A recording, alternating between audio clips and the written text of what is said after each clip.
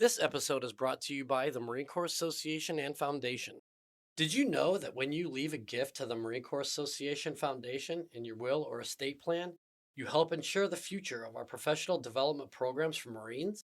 Leaving a beneficiary designation gift is a simple way to support Marine Corps Association Foundation, and you can designate us as a beneficiary of a retirement account, life insurance policy, or bank account. This gift will cost you nothing now, and you are not locked into a decision you make today. You can learn more about planned gifts by going to the Samuel Nichols Society page on the Foundation's website at www.mca-marines.org/foundation. That's www.mca-marines.org/foundation. We would like to thank the Marine Corps Association and Foundation for sponsoring this episode. Hey, Scuttlebutt listeners, thank you for joining us. I am Vic. I'm here with Nancy, Hi, everyone. and we couldn't do this without you guys. So really appreciate all of your support, all of you tuning in, and just thank you for everything that you guys do for us. But today, we're super excited to be welcoming Olaolu Ogunyemi to the show, who is we were talking actually in the pre-show. This was really kind of just fell in our laps. Olaolu actually wrote an article for the Gazette that is on the website now, talking about talent management. And just in our correspondence, I happened to see that he had a website in his signature block and wasn't used to seeing that. So I decided to check it out. And just as soon as I logged on, I just saw this unbelievably dynamic, diverse personality, and I showed Nancy and our other co-host William. I'm like, we got to get this guy on the show, right? And then everybody came back like emphatically, yes, let's get him on. So Olaolu, thank you so much, man, for being on the show. Absolutely. Thank you so much, Vic and Nancy, for having me. First of all, lost track who you're talking about. This dynamic and diverse character. I was like, I don't know who that guy's talking about. I'm just a Lalu. They call me Lou Ogunyemi. Uh, just from a small town called Ruston. I think I can consider it a city because population 26,000, but we did have a super Walmart. So I am a city boy. Okay, And That puts you on nice. the yeah, map. Yeah, you are that puts Super me officially on the a map. Walmart is city. big. Abs- Absolutely. But definitely, I appreciate the honor of being on. I've seen some of your guests, and I really appreciate that you brought me on. I'm honored. Oh, well, thank you so much. And so I guess just to sort of get our guests up to speed a little bit. So you are from Louisiana, but you're first generation American, right? I am. Yes, my dad came from Nigeria for college, and he actually came over to be a neurologist. And I always laugh at him because he made fun of me for joining the Marine Corps or gave me a hard time. But he came from Nigeria to Montgomery, Alabama, for school, and I Wow. think he was looking for New York, maybe Houston. I don't know what he was looking Yeah. for, but he Let me take landed the down in southern route to get right. there. Yeah. He definitely did. And he came over to be a neurologist. He's not. He did get his PhD, but is actually in education, so he didn't become a neurologist. So yeah, I mean, he made fun of me for joining the Marine Corps, but I think he was the one that came over. And I say that tongue in cheek, but he really established a foundation for us, so that way we can have an opportunity to pursue what we wanted to pursue in life. So my hats off to him. Yeah, that's amazing. So what made him decide to I guess to stay? He went ahead and got his PhD, but he didn't yeah, well, I guess just briefly, what was his story like?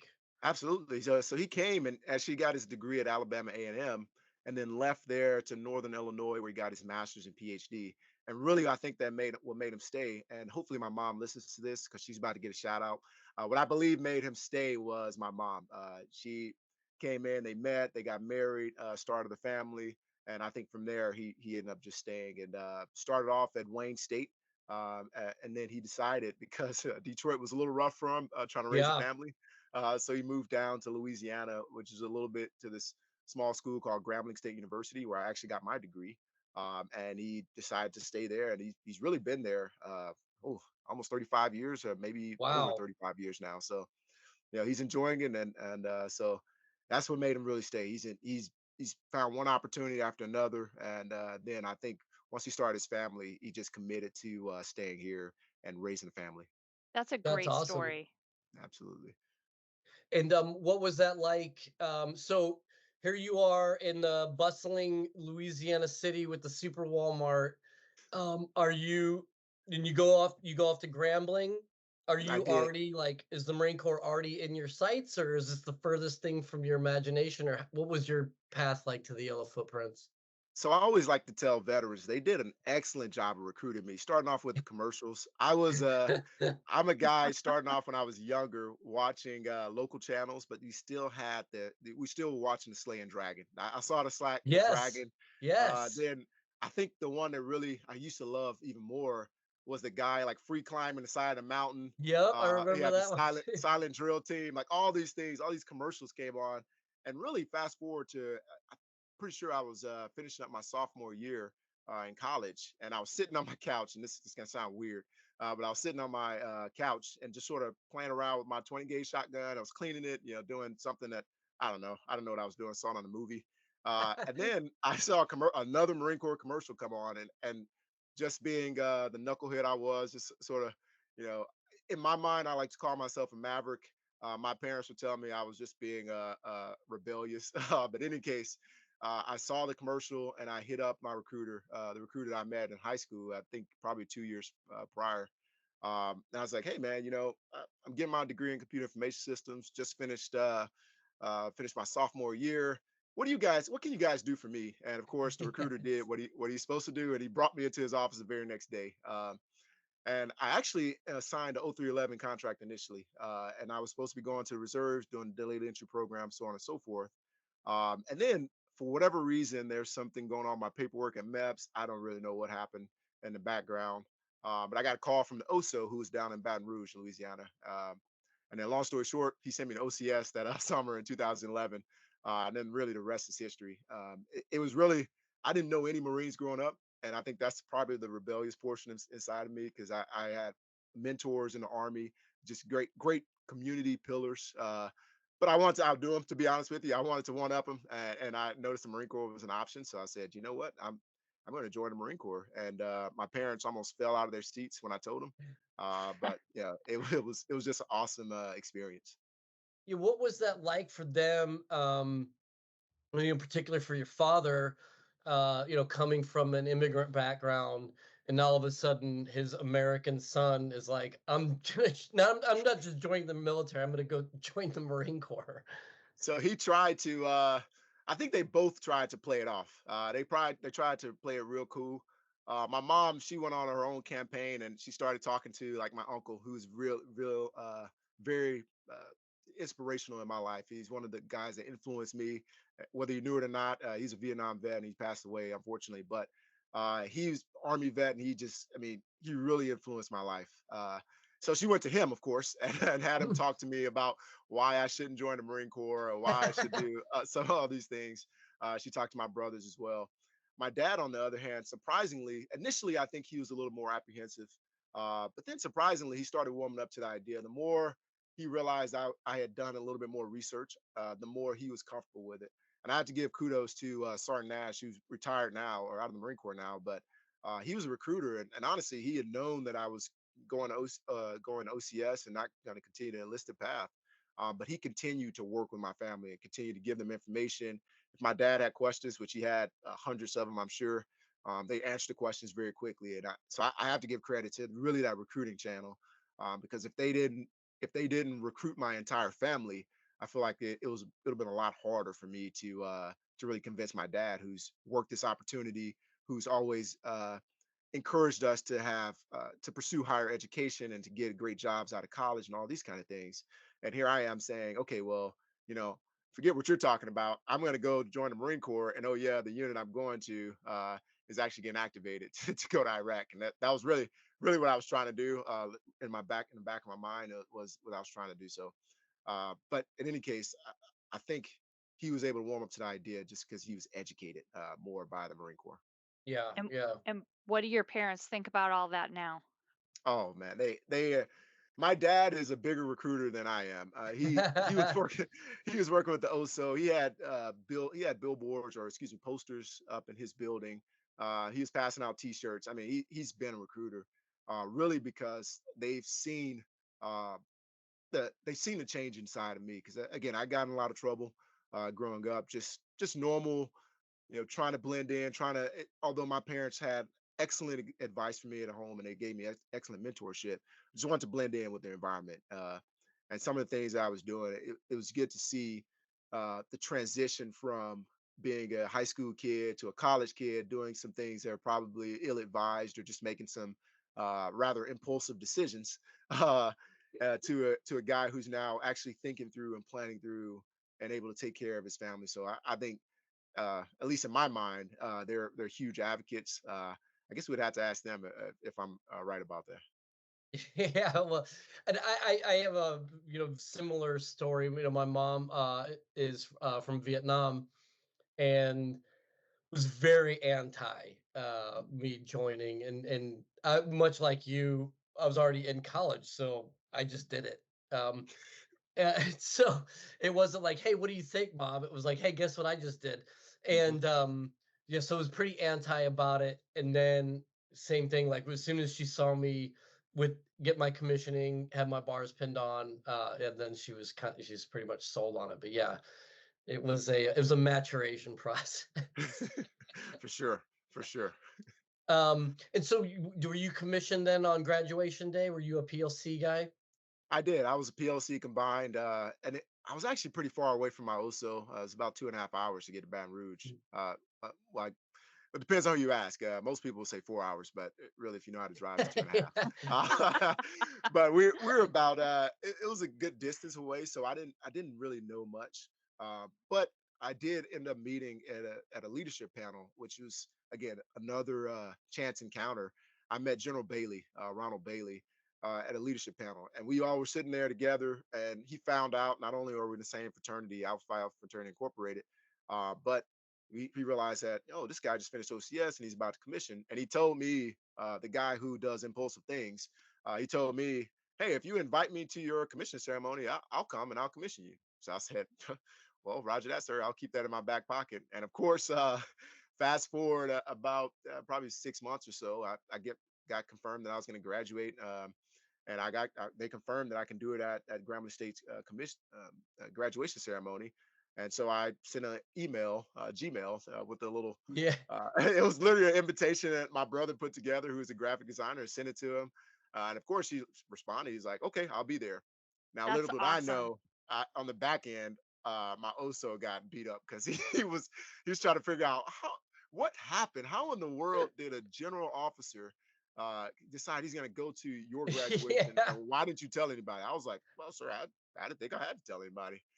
So that was Yeah. my introduction to the Marine Corps. But I that was again, that's just one more person who welcomed me into the Marine Corps with open arms and just showed me what it's like to be a servant leader.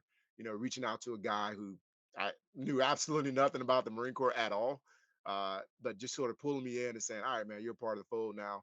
And I know I'm busy. I think pretty sure he's at the Pentagon at the time. I know I'm busy, but I'll come down and do your commissioning ceremony. So, That's amazing. it was awesome. Yeah, I definitely have sympathy for your OSA because I was the middleman in Iraq. One of my platoon commanders like grew up with General Gurganis's son. Yeah, they had a linkage, so they'd known each other forever. And then General Gurganis took over for Marine forces in Iraq at the time while we were there. So of course he wants to go see Tim Reeman, and so all of a sudden there's all these things coming down. They're like, "Hey, General Gorganis is coming into your AO," and like the regimental commander, the battalion BLT commander, are like, "What? Who is this Tim Reamer? And why is a general coming to a loose to go see it?" I'm like, "So I have nothing to do with this." And so, anyways, but yeah, I've been that middleman where everyone's wanting info and I've gotten none. Yeah, I felt bad for him. He's now a good friend of mine, but I really did feel bad for him when I finally learned a few years later. I was like, oh, that's how you invite a general Yeah, yeah, officer. yeah. Oh, Oh, there's okay, well, protocol yeah. here. I gotcha. Oh, Yeah, there's actual pro. Okay, yeah, that makes more sense why he was upset. that's funny. Protocol. Who needs protocol? Just Yeah, go yeah, for it, just right? go for it. Yeah. Bureaucrats, am I right? Well, that's so you've got. I mean, before you've even. I mean, really, since day one now, you have what would be the pinnacle of many Marines' career. You had that on your commissioning day. What was some of your most memorable tours? I mean, was it kind of all downhill from there, or like how have your past, I guess, 12, 13 years now been? Oh, absolutely. Yeah. So I've been blessed with where I've been able to go as far as like the way I envisioned the Marine Corps, just based upon the movies, because again, like I said, the only Marine that I knew was Major Payne. So based upon the based upon the movies that I saw on TV, I realized that being around Marines was going to be the biggest blessing that I could have. And so I started off as platoon commander in Miramar, Com Squadron 38. And then when I finished that, XO OPSO time, and then went over to MCRD San Diego, again around Marines, around drill instructors, Yeah. getting to have the opportunity just to learn more about them. And then left there, became an operations officer in First MLG. And then same thing, just everywhere I've gone, and to include now the 24th MU, I've just been around Marines. So all of my memorable experiences involve in some way the Marines, whether it's misery, out there getting rained on and freezing to death and getting frostbite, which I got because I thought it was a myth being from Louisiana, or or being just any of the I mean, I was thinking about this, yeah, any of the numerous things or the opportunities where we're doing joint operations and just diving into other people's cultures and learning more about them and being able to serve just not only in the states but around the world. I think that just my entire experience thus far has been great. So hopefully for any monitors listening, if my monitor happens to be listening, just keep me engaged, man. I'm loving it. I'm having a great time. So keep me with the Marines. That's what I always think about. Yeah. So it sounds like you've really been sort of cross cult coastal. God, I can't. Say Um that 3 times fast, Vic. yeah, right, yeah. I couldn't say it once, so I don't know how I would do with three. Um what did you travel much as a kid, or was this a real opportunity for you to see places that you didn't think you would be able to see? Honestly, we did travel quite a bit. We used to go every summer up to Illinois to see my grandma, and that's where we used to do our family reunions. But to be honest with you, I had never gone anywhere west of, I'm pretty sure Dallas. It's as far Okay. west as I went prior to joining the Marine Corps. Save some visits I did for college basketball when I was sort of going seeing what schools I wanted to go to. But for the most part, yeah, I didn't go west of Dallas. So yes, I definitely have gotten out to see things that I never imagined. To be honest with you, when I was just standing in San Diego at one point on the beach, I was looking around like, man, I cannot believe I get paid to stand out here on the beach. Whether we were training or not, we were doing a hike actually, but I just couldn't believe that I'm out here like this is where I'm training. This is. I, when I hear Marines complain about stuff like that, I'm like, man, there's worse places to be, man. When I Amen to Sure. that, man. yeah, I just the absolute worst place to be. So yeah, I will say, yeah, that was getting out across the country has been a blessing. Yeah, I'm a all of my fleet time has been at Pendleton and as a tracker, Hmm. right there on Camp Delmar. Hmm. And I used to complain as the I was a battalion XO my last tour in the fleet. And I mean those are like 14, 16-hour days. Right. But I'm watching the sun come up or on the over the mountains there at Pendleton, and I'm watching it go down over the Pacific. I'm like, this ain't so bad. Right. Absolutely.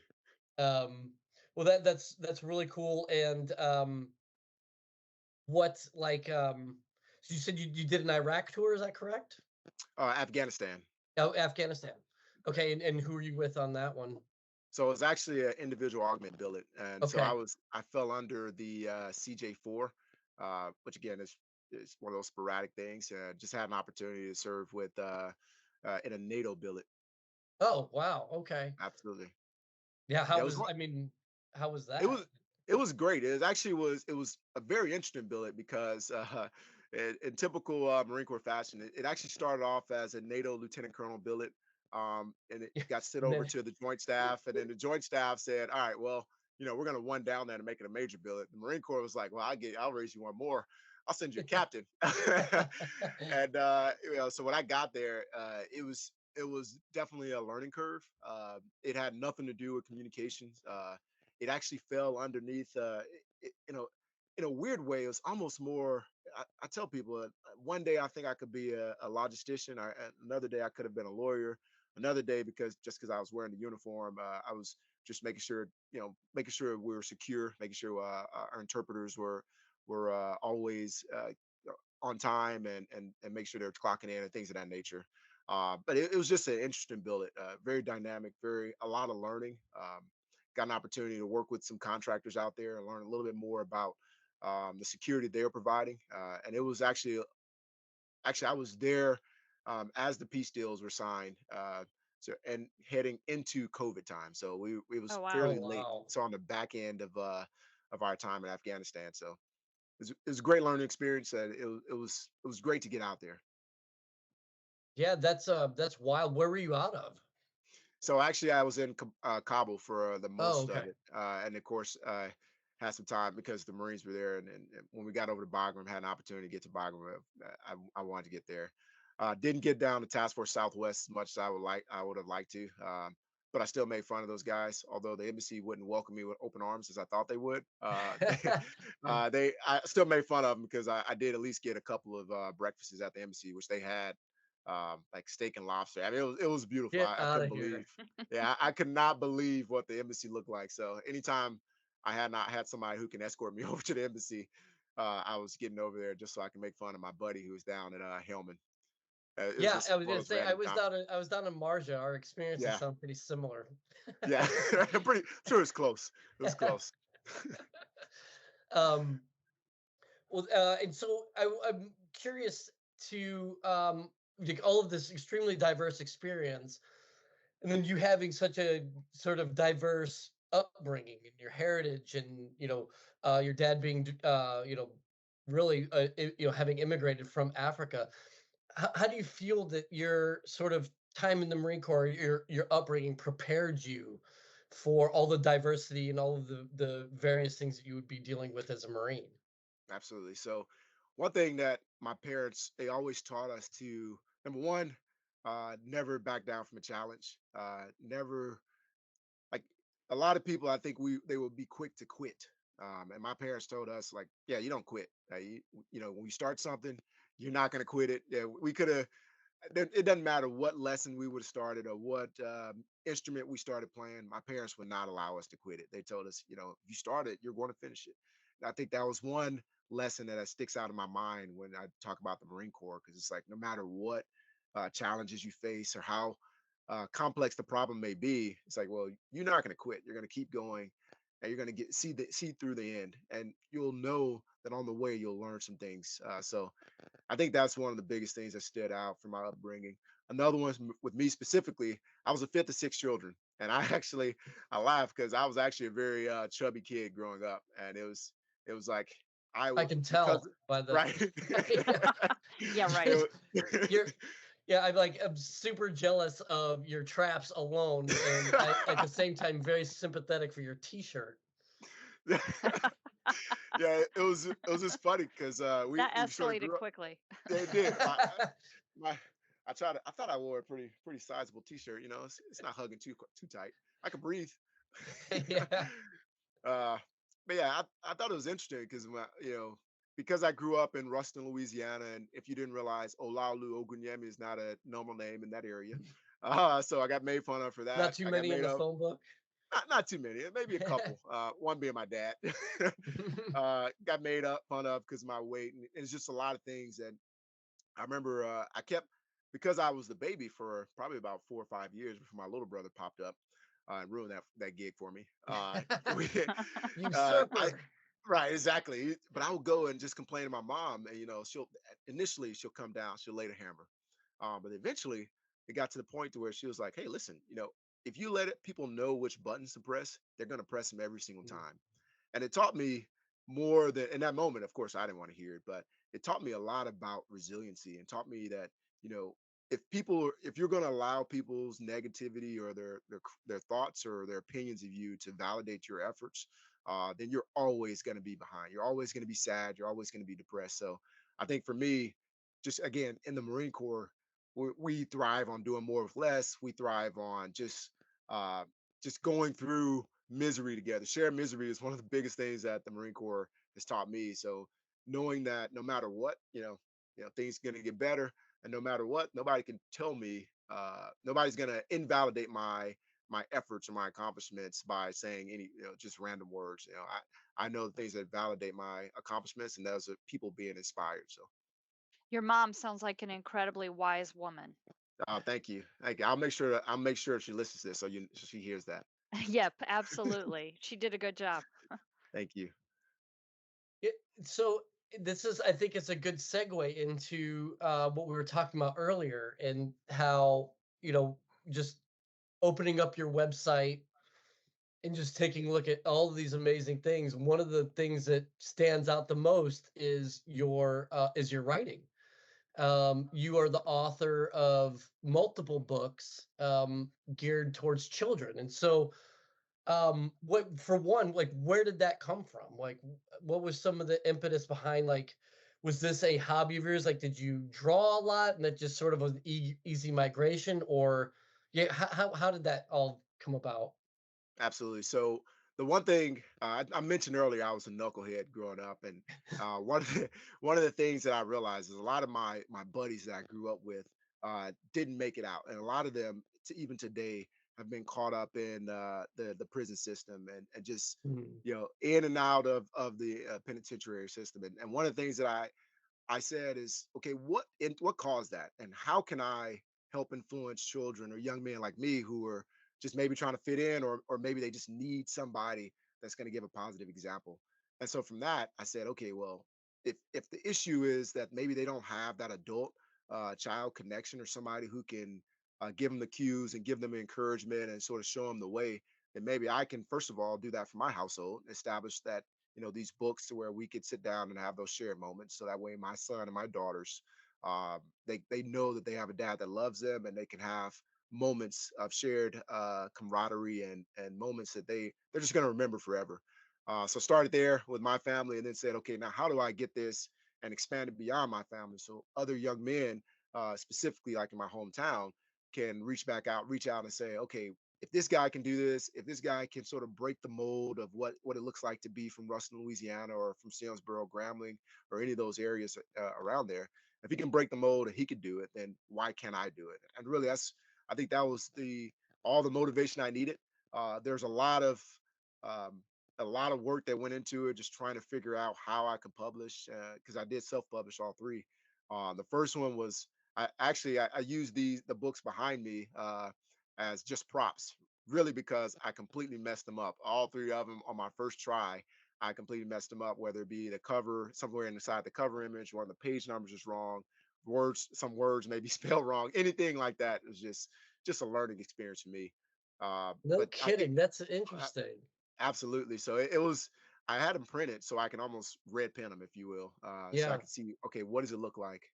Because seeing it on a computer screen really wasn't giving me the feedback that I needed. I Yeah. wanted to hold the book Exactly. and get the experience that a child or even adult will have when they read it. So uh, long way to answer your short question, in No. that really the inspiration for me writing is just to go back to that young man that's maybe standing on a crossroad. Maybe he doesn't have a dad and mom who are going to guide him in the right direction, or maybe he does, and he's still going down that path. Hopefully he can see me and say, okay, if that guy can do it, maybe I can straighten up, and I can try this, or maybe I'm inspired by something that I read in that book. Wow. Oh, go ahead, Nancy. No, I was just gonna say that's a really powerful it's a really powerful thing when you have an example, when it's one thing, like you said, even if a person does have a mom and dad who are trying to lead them down the right path, sometimes we don't want to listen to our parents. Mhm. And it can be even more powerful when that outsider tells you, even though it's the very same thing that your parents have been beating you over the head with, it doesn't sound the same when it comes from somebody else. That's right. That's right. And Well, that's one thing I love visiting schools for. And sometimes the interactions that I get from the children is just mind blowing. Because especially when I go back to my school, it's actually sort of funny because they view me as a celebrity, which is it's sort of mind That's blowing for cool. me in the first place. But the one thing that I do appreciate about that is that they're willing to listen. And I'm like, well, in that case, I have the platform. Yeah, I have the ability to tell them something like, hey, you determine your own future, or never allow other people to validate who you are. You bring value to the world around you. So those are kind of messages I try to convey in the books. And more so when I go in person or have a virtual session with them, I'm trying to convey that same message to them.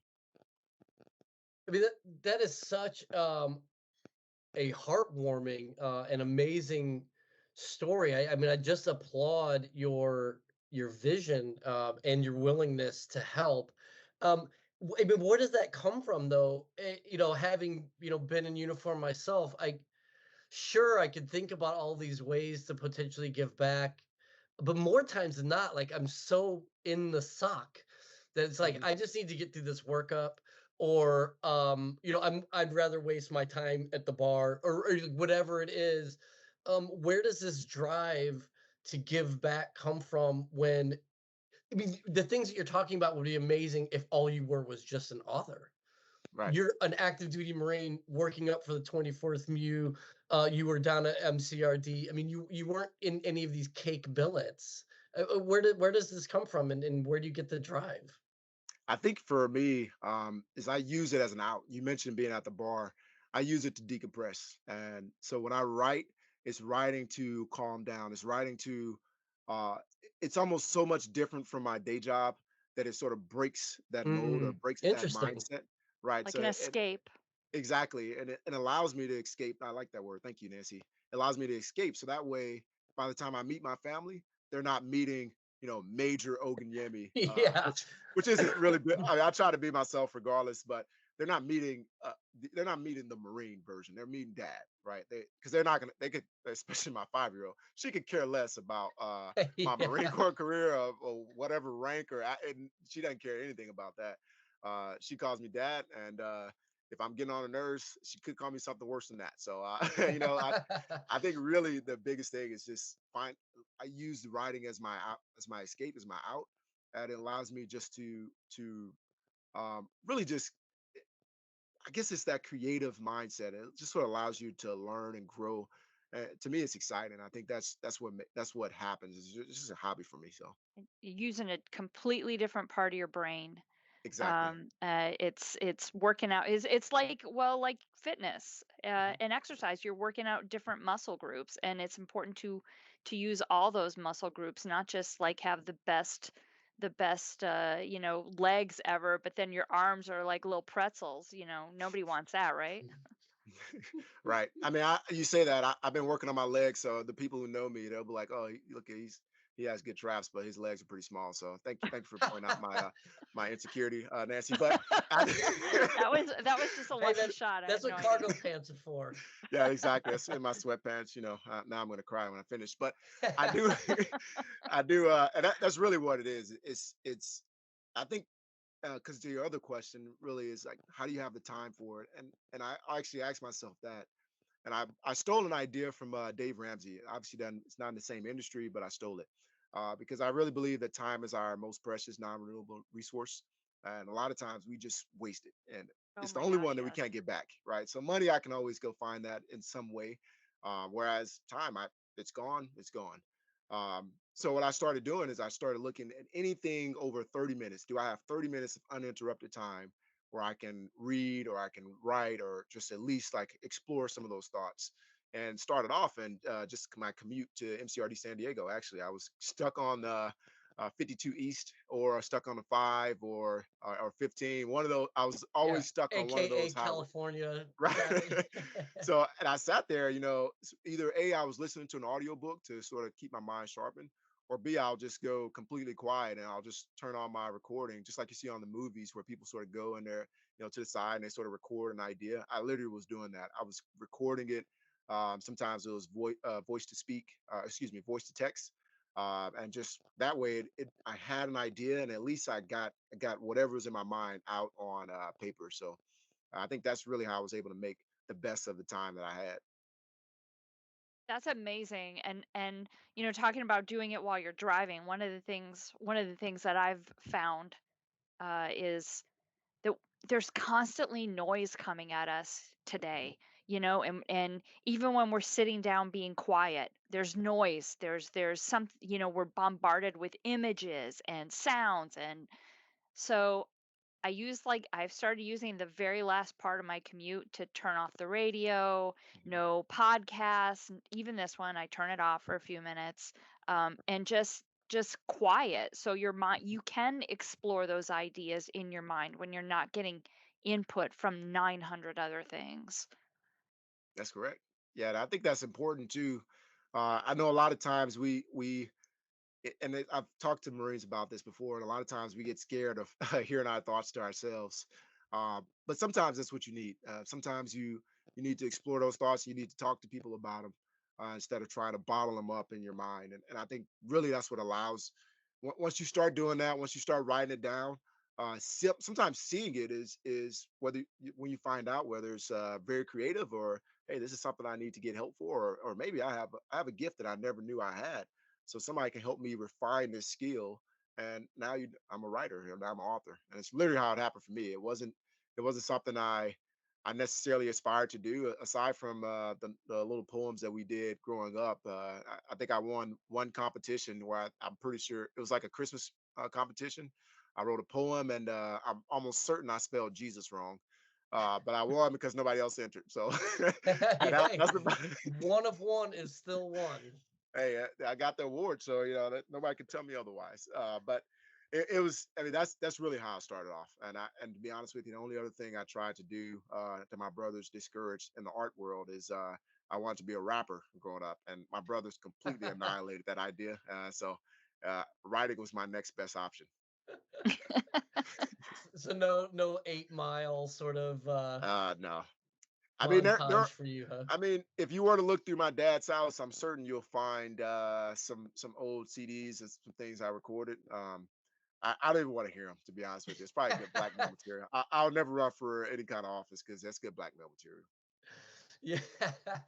Well, speaking of which, then do you have any like after school special sort of moments, like whereas a young Olalu is walking by and sees a book, and then that's or like how they would have Kurt Cobain as a kid, he walks by a music store and sees an old guitar. Like, are there any of those moments where you felt like growing up or looking back on your life that this was something that you had an affinity for, or was it really as simple as you said that like this was something that you're using as a release, and then you're like, oh hey, actually there's some might be some there.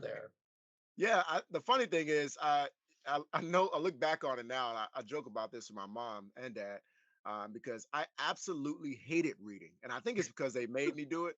Yeah. Uh, and so I was like, I hated it. But they would tell me, no, you're gonna go read. And so I would go read. I would go try to find the most complex book because it's like, well, you told me I'm gonna read, Nancy Drew. Well, I'm gonna show you. I'm gonna go read. I don't know. Insert whatever book that does you from the encyclopedia. I don't even know, but what that was doing, what I didn't realize at the time, it wasn't hurting them at all. It was hurting me. But what that was doing is number one, it was growing my vocabulary.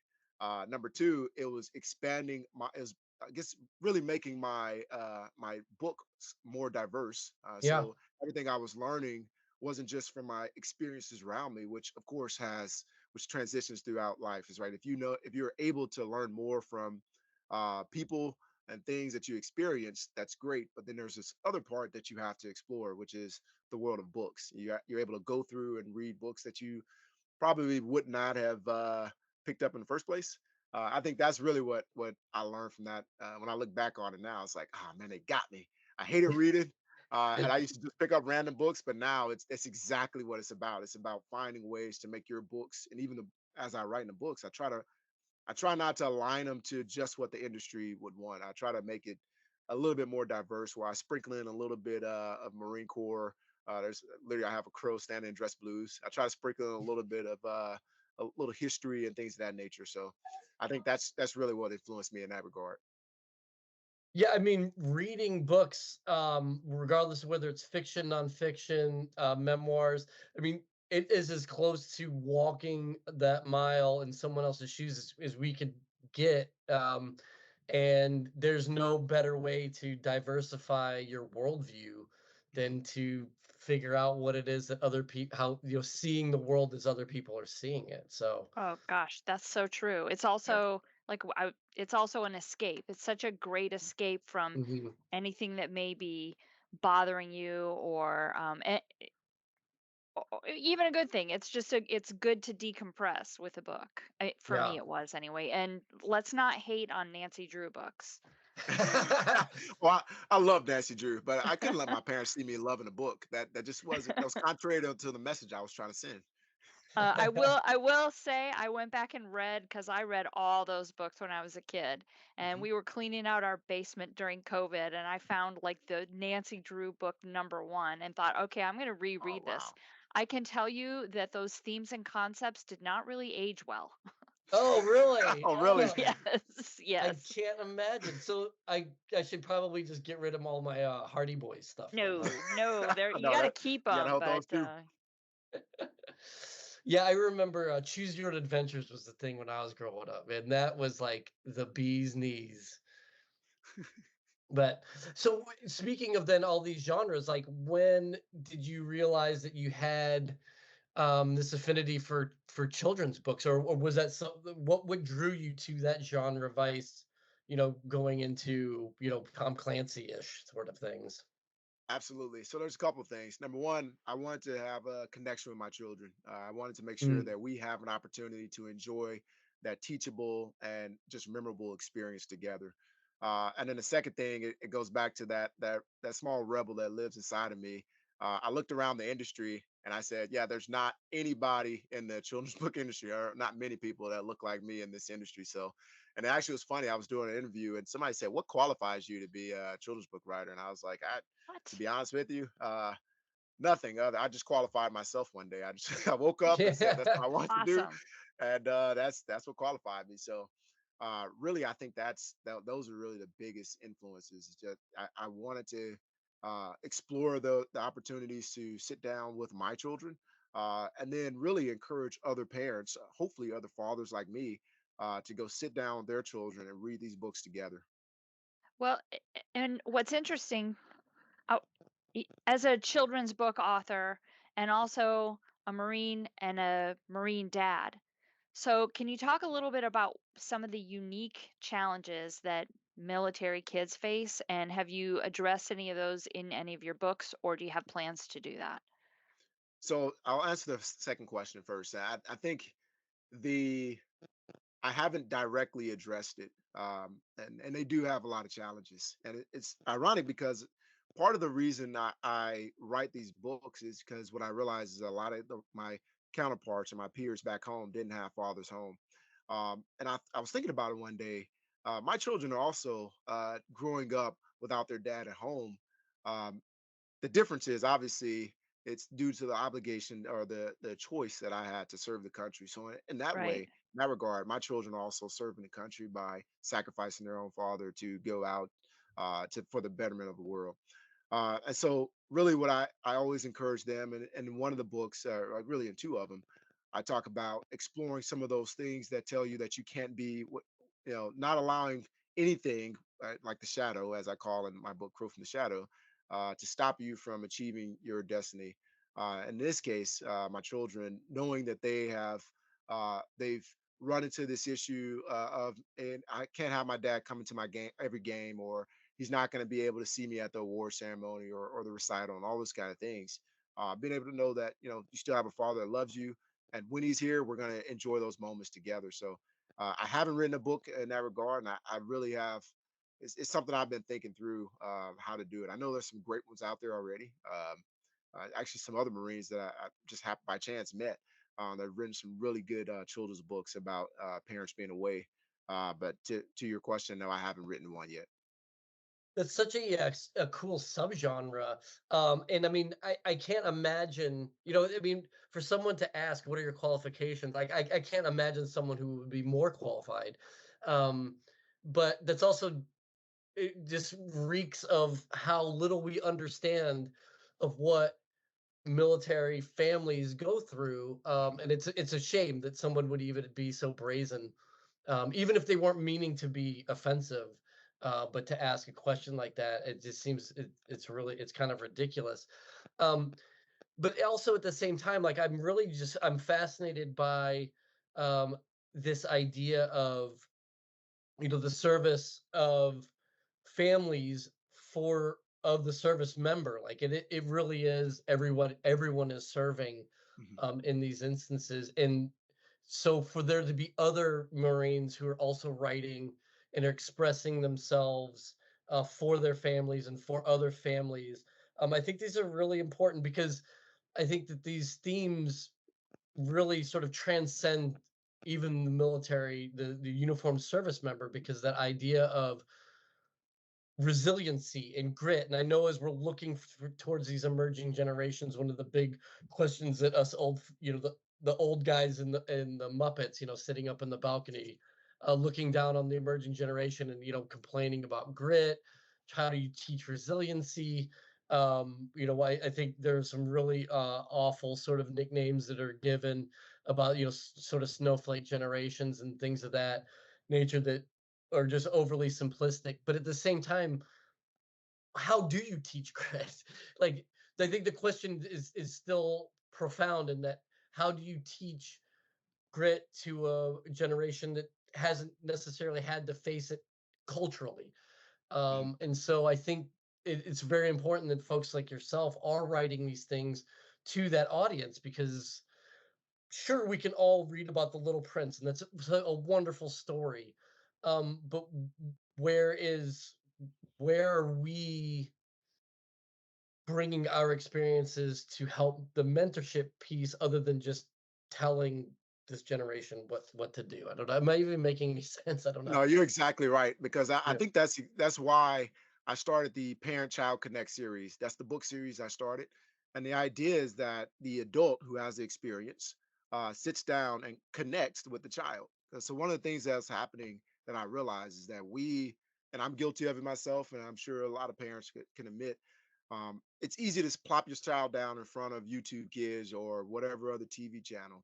And really what's happening, and I think, in my opinion, is that we're allowing electronics or TV or social media and all these other things to raise the children.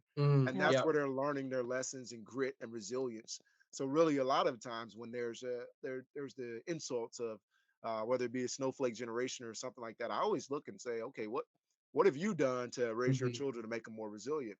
Have you taken those experiences or have you sat down with them and really talk to them how to be more resilient? Have you told them, hey, you can express your emotion in this way, but let's figure out how you can grow through this. Don't just sit there and sulk in your emotions. Let's grow through it. How many times do we do that, or do we just sort of throw them in the corner? Hey, I'm tired of talking to you. We're Yeah. both tired, and you go to your corner, I go to my corner. You listen to your music, and they're learning resilience through I don't know, maybe Taylor Swift, who was I don't really know. Whoever they're learning from, they're learning resilience not from the adults who they should be getting their cues from.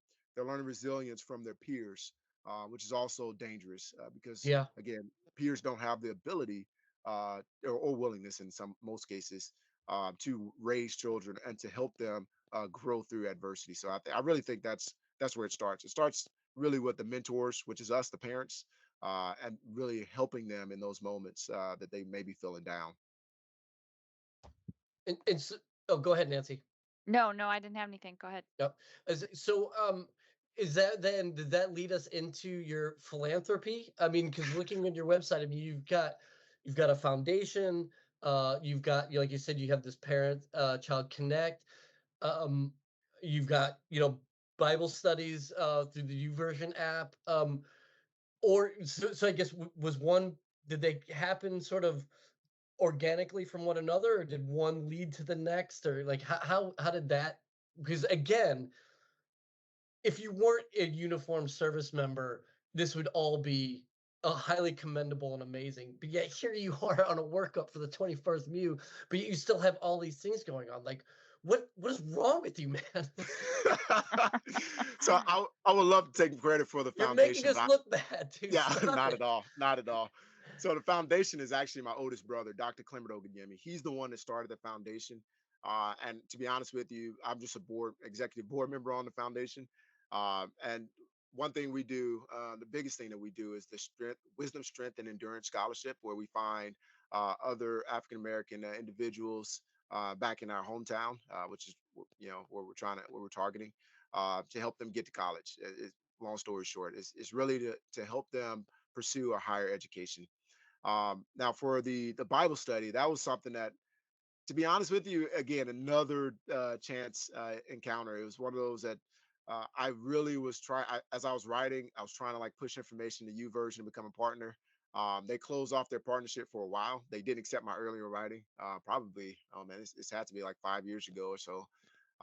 And I just kept trying. I kept sending them articles when they were open, and then finally, I guess last year, mid last year, I think it was. I sent them an article, and they liked it, and they said, "Hey, we want you to be a partner." And from there, it just sort of continued to grow. But I think really for me, it's just it is exciting. It is a good opportunity to get out and really just show the world, because I really, part of me is wants to show people that there's another side of Marines. So if I were to put on my recruiter's hat, not that I am anywhere close to a recruiter, they're very talented individuals, but I'm not It's there. Uh, if I were to get your put on my benefit recruiter, tags out. right.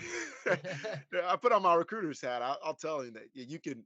There's more to just being a Marine. You can do, and I won't say just being a Marine, but you can do things that expand beyond your service, your daily obligation. You can really just go out and give. The Marine Corps places you in unique areas, whether it be in Jacksonville, North Carolina, or whether it be in Kabul, Afghanistan, or Naples, Italy, wherever you are, Turkey, wherever you end up going. The Marine Corps places us in very unique places to where we can actually influence other people. It's really just up to us to take the bull by the horn and actually run with it. So I think really for me, it's number one, I have a great team of people. My wife is already very supportive. My kids are very supportive, and then my siblings. Although my brother, my brothers, I told you they made fun of me. I probably should have wrapped back around and tell you they're my best friends, and they're my greatest mentors and influences in my life. So uh, I have a wonderful support system. So when I am fully dedicated to the Marine Corps and in my day job, or fully committed, rather, working 16, 18-hour days, or just completely away on a ship with limited connectivity, there's still people here that are running the show. So I'm just blessed with a great support system. That's awesome. That's awesome. Yeah, I mean it's your drive to help. And I guess that's the other thing is that these don't seem like it seems like you're putting in a lot of work, and they're not all that self-serving. Obviously you see a ton of people who will put in all kinds of energy and time and money and resources into their own self-promotion to be that influencer or whatever the kids are calling them these days.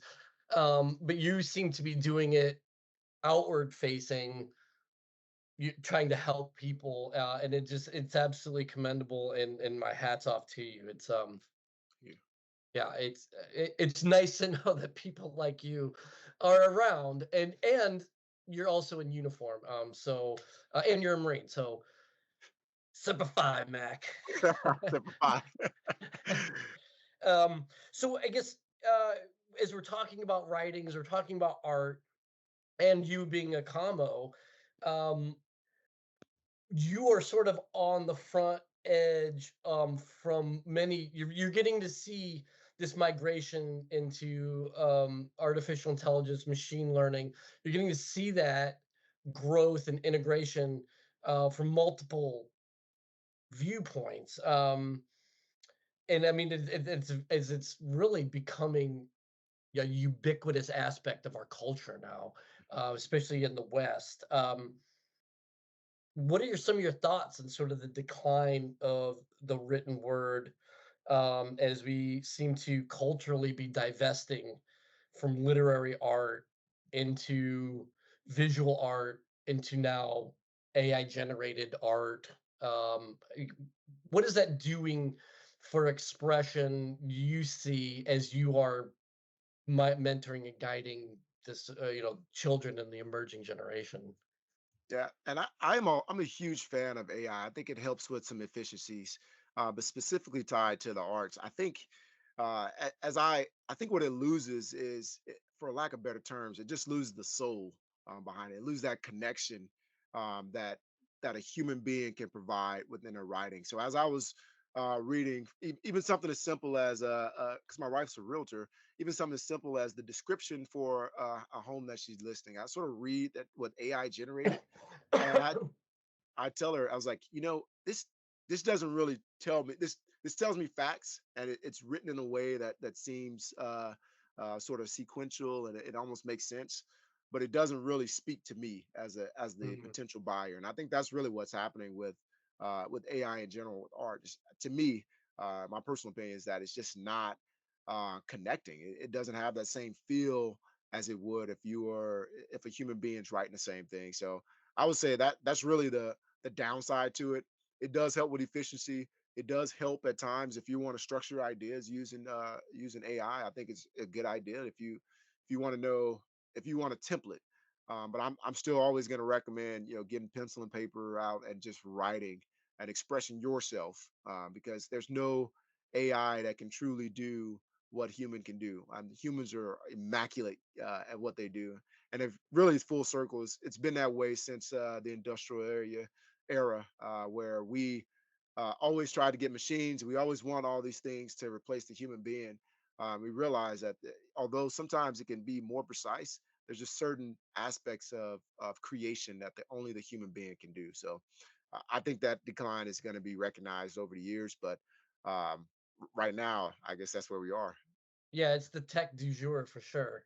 Hmm. Well, I mean, and this isn't my original thought. I read this somewhere, but the the quote was that we have industrialized so many things to give us more free time so that we can pursue arts, not Hmm. so that we can have Right. Yeah. industry do the art for us. Hmm. That's correct, and that's how Yeah. it should have been. But somehow we've again, I think as we've become more distracted with some more of the technology, now it's almost like we're giving up all the things that sort of make us creators uh, to to AI and to whatever other machinery that exists. Yeah, I mean, it's a tool, right? Like you wouldn't use a hammer to paint on a canvas, right? Like, Mhm. so I think we need to definitely understand what the limitations are, really what the reasoning behind the tool is before we start using it. But also too, I feel like art, I mean, and Olalu, I think you were alluding to this, is that art is our expression. Mhm. A tool, it can make something more efficient, but it is not going to express whatever it is. And Nancy, you and I talked about this earlier today, even that like that just the act of writing Yeah, gives you that connection between your thought and then what is actually, as the muscles in your arm right. make your hand move. Um, it that is part of the expression. And if you remove that, even if you are able to, put some things into a search engine and have something come up, it's not really you, right? Right. Mhm. It's a little bit soulless. Hmm. Right. And I think the other thing people don't realize the mental impact that writing or drawing or any form of art has. The simple act of you putting pencil to paper as you're describing and seeing something beautiful being created does something into your neural pathways, and it tells you that, hey, what, I'm this makes me happy, or this brings some form of emotion. But when you disconnect that by using AI or just sort of putting it in the chat, then it may give you some kind of emotion, but it doesn't give you that same feeling that's associated with multiple senses.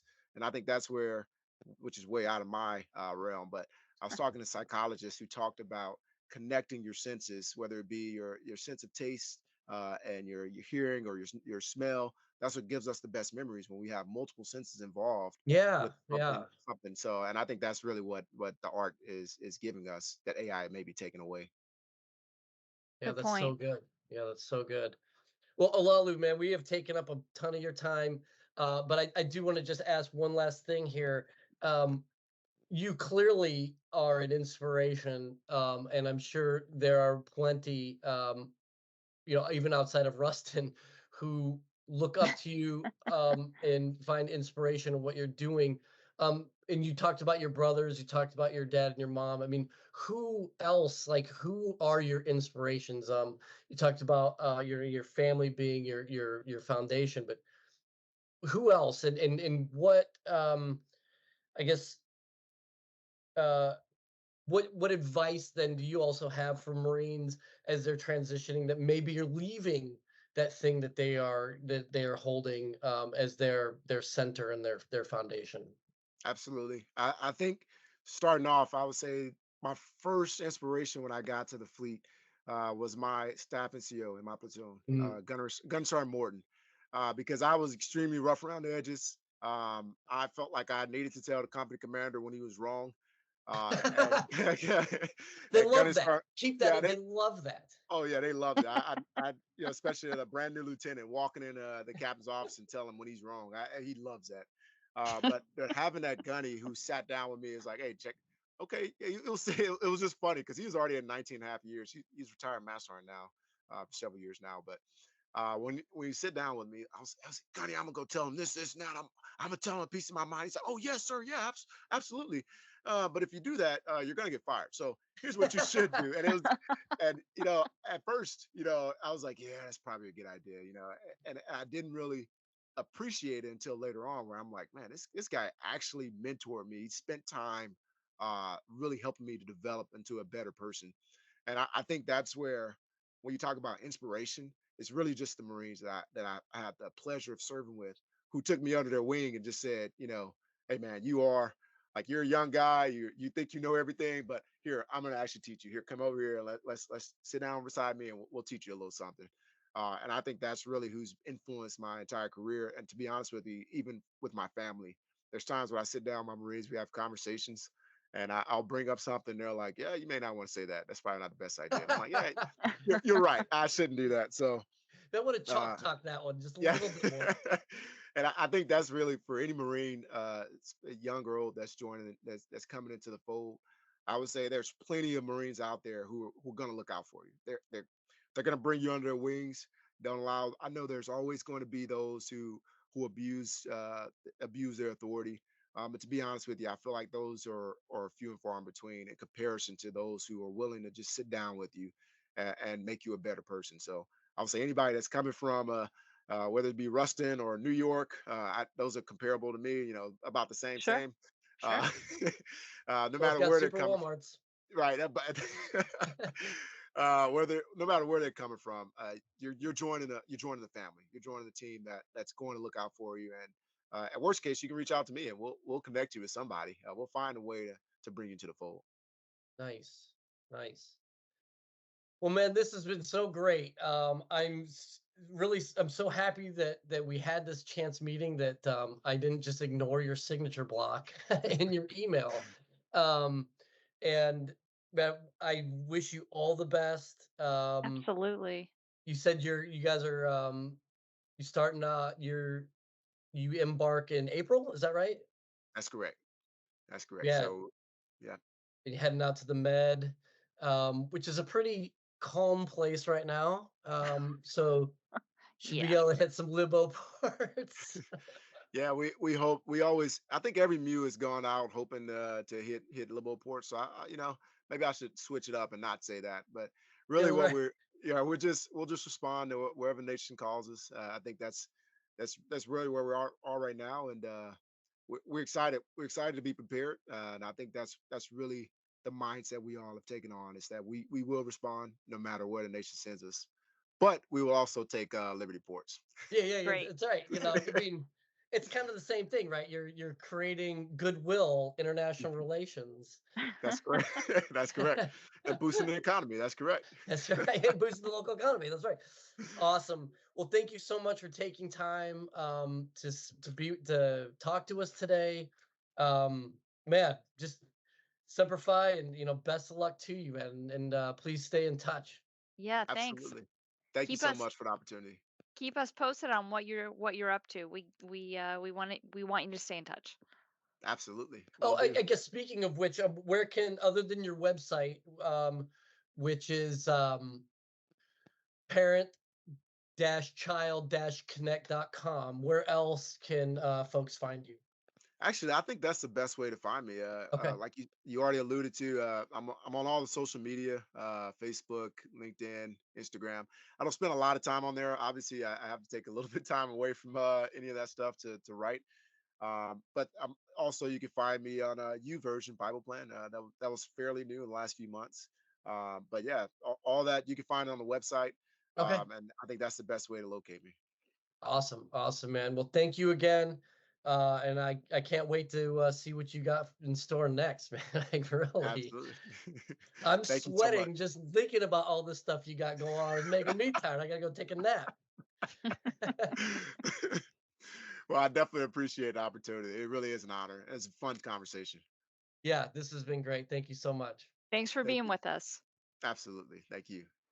This episode is brought to you by the Marine Corps Association and Modern Day Marine.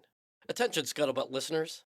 Prepare for an incredible experience at the Modern Day Marine Expo, happening April 30th to May 2nd at the Walter E. Washington Convention Center. Dive deep into military advancements and networking. Plus, the Objective One Wargaming Convention is back for its second year. Expect nothing short of awesomeness, so bring your A game. Don't miss out. Secure your spot now. Also, Nancy, William, and I will be on site recording episodes live from the showroom floor. Come by and say hi. Visit MarineMilitaryExpos.com for more details and to register. That's MarineMilitaryExpos.com. Hope to see you there. Scuttlebutt is a production of the Marine Corps Association. You have heard the voices or contributions from Major Vic Rubel, USMC retired, Nancy Litchman, William Truding, and Major Olaolu Ogunyemi, USMC. Ty Frazier is the editor, sound engineer, and technical producer. The Marine Corps Association is not an agency of the U.S. government. The opinions expressed in this episode are the personal views of the participants and do not reflect the official position of the United States Marine Corps, the Department of Defense, or the Marine Corps Association.